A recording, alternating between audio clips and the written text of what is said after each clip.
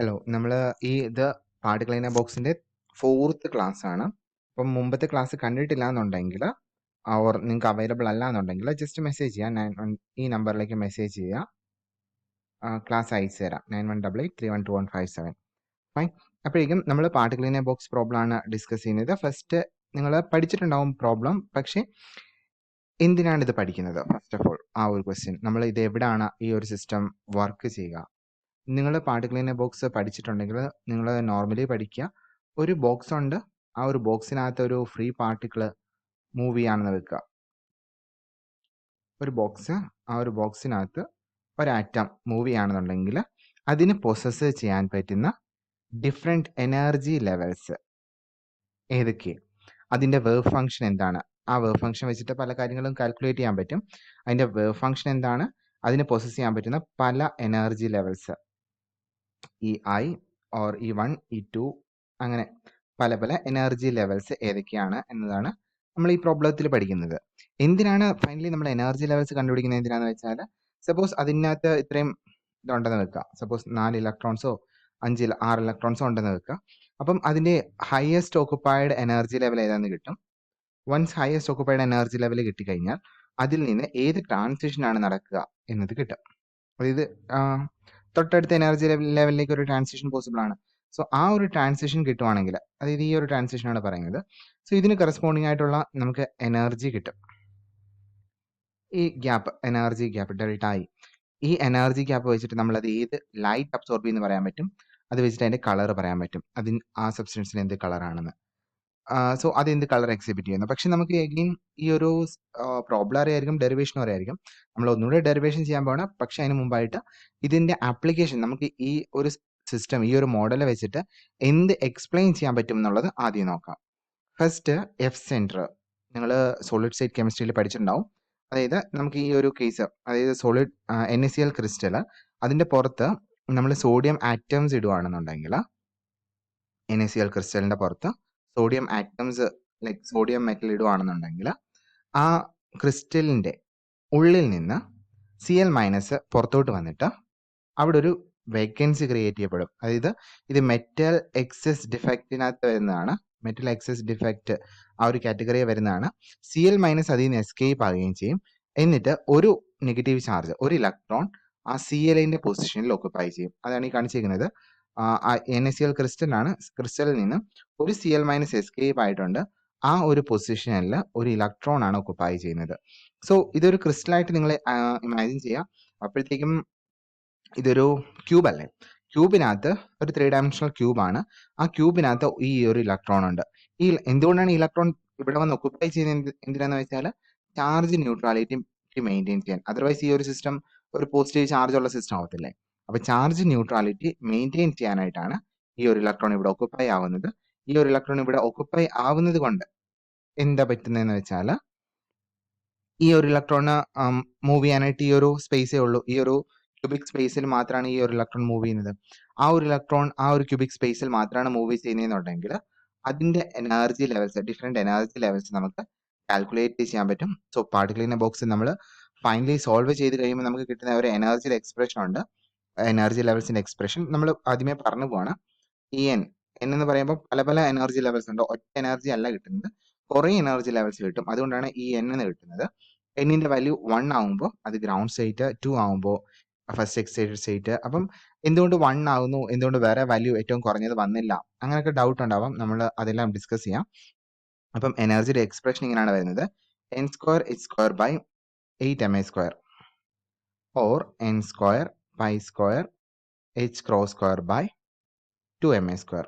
അതായത് ഇവിടെ ഡിഫറൻസ് വന്നത് എച്ച് കട്ട് എന്നുള്ളതിന് പകരം h/2π, h/2πക്ക് പകരം h കട്ട് എന്ന് കൊടുത്തു. അങ്ങനെയാണ് ഈ രണ്ട് ഇക്വേഷൻസ് കിട്ടുന്നത്. സോ നമുക്ക് ഈ ഇക്വേഷൻ നോക്കുവാണെങ്കിൽ രണ്ട് കാര്യം മനസ്സിലാവും. ഈ ഇക്വേഷൻ എന്നുള്ളത് n എന്നുള്ളത് കോൺസ്റ്റന്റ് ആണ്. പക്ഷെ ഇതിനകത്ത് എമ്മും എയും വേരിയബിൾ ആണ് അല്ലെ? അപ്പൊ നമ്മൾ മുമ്പേ പറഞ്ഞ അതേ കേസിനകത്ത് NaClന്റെ കേസ് വെച്ചിട്ടാണ് പറഞ്ഞത്. നമ്മൾ NaCl മാറ്റിയിട്ട് LiCl ആക്കി എന്ന് വെക്കുക, അല്ലെങ്കിൽ NaCl മാറ്റിയിട്ട് CaCl ആക്കി എന്ന് വെക്കുക. അപ്പൊ അതിന്റെ കളർ മാറും. ഡെഫിനറ്റ്ലി LiClന്റെ കളർ അല്ല NaClന്, NaClന്റെ കളർ അല്ല CSEL. അപ്പം ഇതിന് എന്തുകൊണ്ട് ഡിഫറെന്റ് കളേഴ്സ് വന്നു? അപ്പൊ ഈ കളേഴ്സ് നമുക്ക് ഒരു ലോജിക്കൽ എക്സ്പ്ലനേഷൻ ഇതിന് കൊടുക്കാൻ പറ്റുമോ? അപ്പം അതെല്ലാം നമുക്ക് ഈ എമ്മും എയും മാറുന്നതനുസരിച്ചിട്ടാണ് ഇതിന്റെ കളർ മാറുന്നത്. മനസ്സിലായോ? അപ്പൊ ഈ പാർട്ട് ക്ലീനർ ബോക്സിന്റെ പ്രോബ്ലം വെച്ചിട്ട് നമുക്ക് മോഡൽ ചെയ്യാൻ പറ്റുന്ന ഒരു സിസ്റ്റം ഇതാണ്. എന്താ ഈ എഫ് സെന്റേഴ്സിന്റെ കളർ. അതെന്തുകൊണ്ട് ഈ കളർ കാണിക്കുന്നു, എന്തുകൊണ്ട് ആ സ്പെസിഫിക് കളർ കാണിക്കുന്നു, അത് നമുക്ക് മോഡൽ ചെയ്യാൻ പറ്റും. അതാണ് ഒരു എക്സാമ്പിൾ. സെക്കൻഡ് വൺ, നമുക്ക് പോളിയീൻസ് മോഡൽ ചെയ്യാനായിട്ടും ഈ ഒരു സിസ്റ്റം വെച്ചിട്ട് പറ്റും. അപ്പം ആ പോളിയീൻസ് മോഡൽ ചെയ്യുന്ന വെച്ചിട്ട് നമുക്ക് ഈ പ്രോബ്ലം എക്സ്പ്ലെയിൻ ചെയ്ത് അങ്ങ് പോവാം. ഫസ്റ്റ് നമ്മൾ ഒരു ബ്യൂട്ടാഡൈൻ ഇമാജിൻ ചെയ്യാം. നമ്മൾ ഇത് അല്ലാണ്ട് ഒരു ക്ലാസ് എടുത്തിട്ടുണ്ട്, പക്ഷെ അതത്ര പ്രോപ്പർ ആവാഞ്ഞുകൊണ്ട് എന്ന് വെച്ചാൽ ക്യാമറയിൽ എടുത്തു ക്ലിയർ അല്ല എന്നൊക്കെ പറഞ്ഞു. അപ്പോൾ അതുകൊണ്ടാണ് ഇതൊന്നുകൂടെ എടുക്കുന്നത്. നമുക്കൊരു ഇതുണ്ടെന്ന് വെക്കാം, ഒരു പോളിയീൻ ഉണ്ടെന്ന് വെക്കാം, ബ്യൂട്ടാഡൈൻ, ഇവിടെ വരച്ചേക്കുന്ന ബ്യൂട്ടാഡൈൻ. അപ്പം ഈ ഒരു സിസ്റ്റത്തിനകത്ത് ഇതിന്റെ ഒരു കോൺജുഗേറ്റ് റെസൊണൻസ് സ്ട്രക്ചർ വരയ്ക്കുകയാണെങ്കിൽ നമുക്ക് ഇങ്ങനെ വരയ്ക്കാൻ പറ്റും അല്ലേ? അതായത് ഈ ഡബിൾ ബോണ്ട് ഇങ്ങോട്ട് ഷിഫ്റ്റ് ചെയ്തു, ഈ ഡബിൾ ബോണ്ട് ഇങ്ങോട്ട് ഷിഫ്റ്റ് ചെയ്തു, ഇങ്ങനെ ഒരു റെസൊണൻസ് സ്ട്രക്ചർ വരയ്ക്കാൻ പറ്റും. അതേപോലെ നമുക്ക് തിരിച്ചും വരയ്ക്കാൻ പറ്റും. അതായത് ഇത് ഇങ്ങോട്ടല്ല ഷിഫ്റ്റ് ചെയ്യുന്നത്, തിരിച്ച് ആണെന്നുണ്ടെങ്കിൽ ഇവിടെ നെഗറ്റീവ് ചാർജും, ഓക്കെ ഇവിടെ ഡബിൾ ബോണ്ട് ഉണ്ട്, ഇവിടെ നെഗറ്റീവ് ചാർജും ഇവിടെ പോസിറ്റീവ് ചാർജുമായിട്ട് ഇത് നമുക്ക് ഇങ്ങനെ വരയ്ക്കാൻ പറ്റും. അതായത് നമ്മൾ എന്താ പറഞ്ഞത്, അതായത് ഈ ഒരു ഡിസ്റ്റൻസിൽ, അതായത് ഈ ഇതിന്റെ കറസ്പോണ്ടിങ് ഡിസ്റ്റൻസ് ആണ് ഈ കാണിച്ചിരിക്കുന്നത്. ഈ ഒരു ഡിസ്റ്റൻസിൽ 0 എന്നും എ എന്നും കൊടുക്കുകയാണ്. അതായത് ഈ ഒരു ഡിസ്റ്റൻസിൽ എൻ്റെ പോയിന്റർ കാണില്ല എന്ന് തോന്നുന്നു. ഈ ഒരു ഡിസ്റ്റൻസിൽ പാർട്ടിക്കിളിനെ ഫ്രീ ആയിട്ട് മൂവ് ചെയ്യാം. അതുകൊണ്ടാണ് നമുക്ക് രണ്ട് പോസിബിൾ റെസൊണൻസ് സ്ട്രക്ചർ കിട്ടിയിരിക്കുന്നത്. അതായത് നെഗറ്റീവ് ചാർജ് ഇവിടെയും വരാം, അല്ലെങ്കിൽ ഇവിടെയും വരാം അല്ലേ? രണ്ട് സ്ഥലത്ത് നെഗറ്റീവ് ചാർജ് വരാം. ദാറ്റ് മീൻസ് ഈ ഒരു ഡിസ്റ്റൻസിൽ ഇലക്ട്രോൺസിന് ഫ്രീ ആയിട്ട് മൂവ് ചെയ്യാൻ പറ്റും. ഇലക്ട്രോണിന് ഫ്രീ ആയിട്ട് മൂവ് ചെയ്യാമെന്നുണ്ടെങ്കിൽ നമുക്ക് അതിന് എന്ത് പറയാം, അതിനകത്ത് ഫോഴ്സ് ആക്ട് ചെയ്യുന്നില്ല എന്ന് പറയാമല്ലോ. ഫോഴ്സ് ആക്ട് ചെയ്യുന്നുണ്ടെങ്കിൽ, ഫോഴ്സ് എന്ന് പറയുമ്പോൾ 0 ആണ്, കാരണം ഫോഴ്സ് ആക്ട് ചെയ്യുന്നുണ്ടെന്ന് വെക്കുക. ഫോഴ്സ് ഉണ്ടെങ്കിൽ ഒരു പാർട്ടിക്കിൾ ഉണ്ട്, അതിലൊരു ഫോഴ്സ് ആക്ട് ചെയ്യുന്നുണ്ടെങ്കിൽ അട്രാക്റ്റീവ് ഫോഴ്സ് ആണെങ്കിൽ ആ ഫോഴ്സിന്റെ ഡയറക്ഷനിൽ ഇത് മൂവ് ചെയ്യും. റിപ്പൾസീവ് ഫോഴ്സ് ആണെങ്കിൽ ഫോഴ്സിന് ഓപ്പോസിറ്റ് ആയിട്ട് മൂവ് ചെയ്യും. അപ്പൊ ഇത് ഫ്രീ ആയിട്ടാണ് മൂവ് ചെയ്യുന്നത്, ഒരു പെർട്ടിക്കുലർ ഡയറക്ഷനിലല്ല മൂവ് ചെയ്യുന്നതെന്നുണ്ടെങ്കിൽ നമുക്ക് കൺക്ലൂഡ് ചെയ്യാൻ പറ്റുന്നത് എന്താണ്, ആ ഒരു പാർട്ടിക്കിളിൽ ഫോഴ്സ് ആക്ട് ചെയ്യുന്നില്ല. ഫോഴ്സ് ആക്ട് ചെയ്യുന്നില്ല എന്നുണ്ടെങ്കിൽ ഫോഴ്സിന്റെ എക്സ്പ്രഷൻ ഉണ്ട്, നമ്മൾ +2 പഠിക്കുന്നതാണ്, -dV/dx. അതായത് ഫോഴ്സ് എന്നുള്ളത് നെഗറ്റീവ് ഓഫ് പൊട്ടൻഷ്യൽ ഗ്രേഡിയന്റ്. അതാണ് ഫോഴ്സ് എന്നുള്ളത്. നിങ്ങൾക്ക് ഡൗട്ട് ഉണ്ടെങ്കിൽ, ഇങ്ങനെ ഒരു ഇക്വേഷൻ പഠിക്കുന്നുണ്ടോ, അത് +2 പഠിക്കുന്നുണ്ടോ, അങ്ങനെ ഒരു ഡൗട്ട് ഉണ്ടെങ്കിൽ നിങ്ങൾ ജസ്റ്റ് ആലോചിച്ച് നോക്കുക. നമ്മൾ +2 പഠിച്ചൊരു ഇക്വേഷൻ ഉണ്ട്, കൂളംബിക് അട്രാക്ഷന്റെ ഒരു ഇക്വേഷൻ ഉണ്ടല്ലോ, കൂളംബിക് അട്രാക്റ്റീവ് ഫോഴ്സിന്റെ ഇക്വേഷൻ ഉണ്ട്, 1/4πε0 Q1 Q2 by r² എന്ന് പറയുന്ന ഒരു എക്സ്പ്രഷൻ നമ്മൾ പഠിച്ചിട്ടുണ്ട്.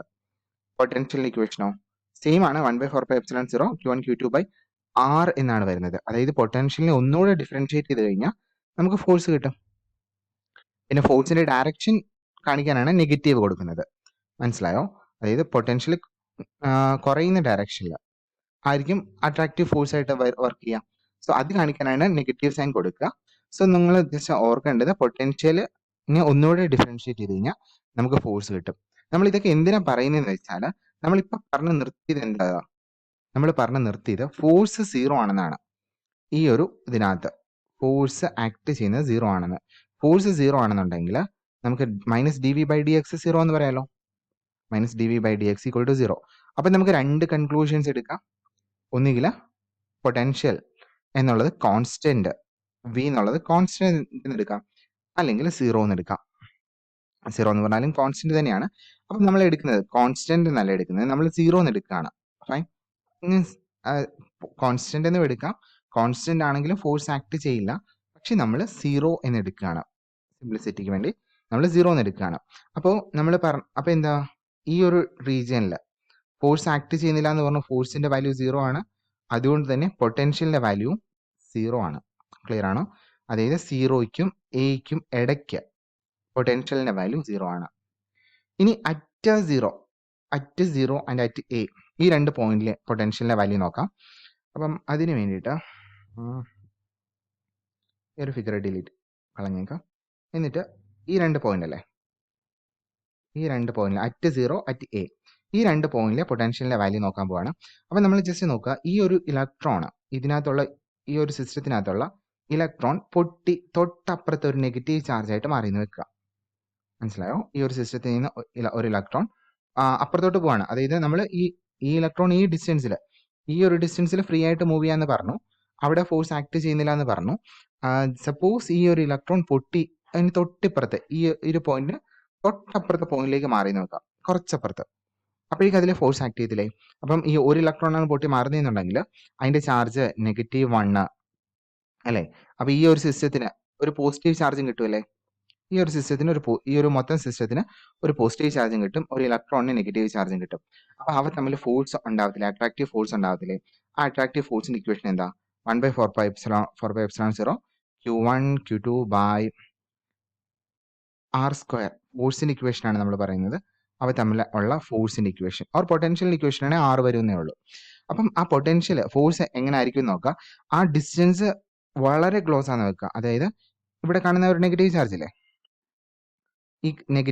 ഈ പോസിറ്റീവ് ചാർജും അതിന് തൊട്ടടുത്തുള്ള നെഗറ്റീവ് ചാർജും ഇവ തമ്മിലുള്ള ഡിസ്റ്റൻസ് വളരെ ക്ലോസ് ആണെന്ന് വെക്കുക. അതായത് ഇറ്റ് ടെൻസ് ടു 0, 0ക്ക് അടുത്തുള്ള ഒരു ഡിസ്റ്റൻസ് ആണെന്നുണ്ടെങ്കിൽ അവ തമ്മിലുള്ള ഡിസ്റ്റൻസ് അത്രയും കുറവാണെന്ന് വെക്കുക. അതായത് ആ ഡിസ്റ്റൻസ് ടെൻസ് ടു 0 ആണെന്ന് വെക്കുക.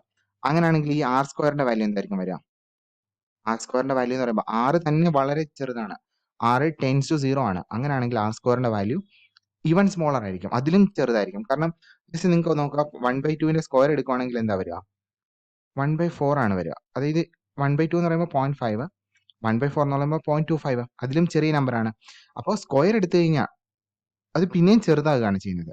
അപ്പോൾ ഈ രണ്ട് നെഗറ്റീവും പോസിറ്റീവും വളരെ ക്ലോസ് ആയിട്ട് നിൽക്കുന്ന സമയത്ത് അവ തമ്മിലുള്ള അട്രാക്റ്റീവ് ഫോഴ്സ് വളരെ കൂടുതലായിരിക്കും, അതായത് എക്സ്ട്രീംലി കൂടുതലായിരിക്കും. അപ്പോൾ ഫോഴ്സ് അത്രയും കൂടുതലാണെന്നുണ്ടെങ്കിൽ നമ്മൾ മുമ്പേ പറഞ്ഞ അതേ എക്സ്പ്രഷൻ വെച്ചിട്ട് ഫോഴ്സ് എന്നുള്ളത് -dv/dx അല്ലേ? അപ്പോൾ ഫോഴ്സ് അത്ര കൂടുതലാണ്, ഇൻഫിനിറ്റിക്ക് ടെൻഡ് ചെയ്യുകയാണെന്നുണ്ടെങ്കിൽ ആ ഒരു 2 പോയിന്റിലെ പൊട്ടൻഷ്യൽ എന്തായിരിക്കും? ആ 2 പോയിന്റിലെ പൊട്ടൻഷ്യലും ഇൻഫിനിറ്റിക്ക് ടെൻഡ് ചെയ്യും. ക്ലിയർ ആണോ? അതായത് ഇതിന് തൊട്ടപ്പുറത്തുള്ള പോയിന്റിലോട്ട് പോകുമ്പോഴേക്കും അട്രാക്റ്റീവ് ഫോഴ്സ് എന്ന് പറയുമ്പോൾ അല്ലെങ്കിൽ പൊട്ടൻഷ്യൽ എന്ന് പറയുമ്പോൾ, അതായത് ഡിസ്റ്റൻസ് ജസ്റ്റ് 0ക്ക് ക്ലോസ് ആണ്, ആ പൊട്ടി തൊട്ടടുത്ത പോയിന്റിലാണ് എത്തുന്നതെന്നുണ്ടെങ്കിൽ, ഇലക്ട്രോൺ തൊട്ടടുത്ത പോയിന്റിലാണ് എത്തുന്നതെന്നുണ്ടെങ്കിൽ അവ തമ്മിലുള്ള അട്രാക്റ്റീവ് ഫോഴ്സ് നോക്കിയാലും അല്ലെങ്കിൽ അവ തമ്മിലുള്ള പൊട്ടൻഷ്യൽ നോക്കിയാലും ഇറ്റ് ടെൻസ് ടു ഇൻഫിനിറ്റി, അത്ര കൂടുതലാണ്. സോ അതൊരിക്കലും പൊട്ടിപ്പോവില്ല. മനസ്സിലായോ? അതായത് ഫോഴ്സ് നോക്കിയപ്പോൾ നമ്മൾ പറഞ്ഞു, ഫോഴ്സ് ഡിസ്റ്റൻസ് വളരെ കുറയുവാണെങ്കിൽ